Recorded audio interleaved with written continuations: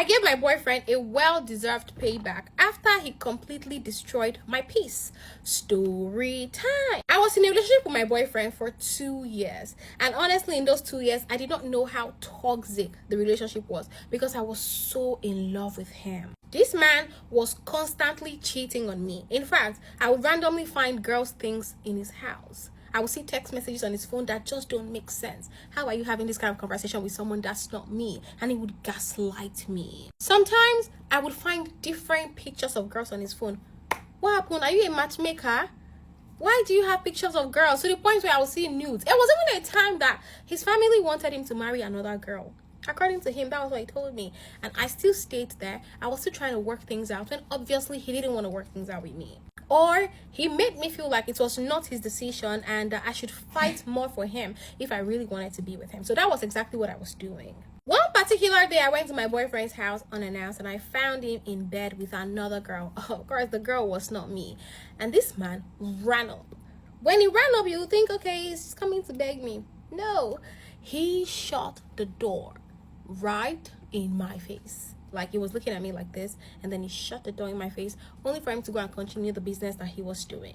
And after all that he did, he still managed to convince me that I was the problem, that I was not seeing right, that I was imagining things, I was overthinking, I just was the problem every single time. He told me that I complained too much. In fact, he said that I was the reason why he cheated. Like, he literally blamed me for it. And at some point, I was starting to believe my boyfriend more than I was believing myself, more than I was believing my eyes. One thing that I used to notice is that whenever I go to his house and I leave my things behind, by the time I go back to his house to get my things, they will be missing. They are no longer there. And if I complain, he'll be like, oh, you're complaining too much, they are just clothes, I'm just gonna buy you another one. And I used to see it as a nice gesture, like, okay, my man is just buying me another clothes, not knowing that other girls were busy picking my clothes. Well, as God would have it, I'll randomly be scrolling through TikTok and I'll see girls in dresses and outfits that looks like mine. Like, as the juju would cast in my eyes, one day I got tired. He traveled and he left me alone in the house, you know, as usual, because that was what he used to do. I was sitting down in his living room thinking about everything that I had tolerated for the past 2 years with this man. Something just clicked in my head. And I did things that I'm not so proud of, even till today. But I wanted to break free. And I was so angry. I was mad at myself. I was mad at him. And I just did it. Firstly, I had already made a video of my boyfriend naked. Like, at some point. It was random. It wasn't planned. That was one. 2, he told me to owe the money for him. 3.8 million naira. I collected the money. So the day I was going to leave his house, I opened his cage, brought out his 3 expensive dogs, and I sold them. And that's not all. I also sold most of his clothes. I sold his wristwatches. I carried his shoes and I dashed them to the guy that usually cleaned his house, which was his cleaner.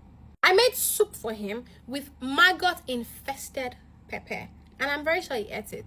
See, I wonder how you men have the audacity to do some things, knowing fully well that a woman is literally in charge of your food. She's going to sleep beside you. She can literally, like, she has access to you. And then you're still going to disrespect that same woman and expect her to just be a fool? Don't you think she has brain? Now, I'm not trying to, encourage or applaud whatever it is she did. But I'm just saying, you men have a lot of audacity considering the fact that your lives are in the hands of God, of course. But at the same time, you have a woman in your house that has direct access to you.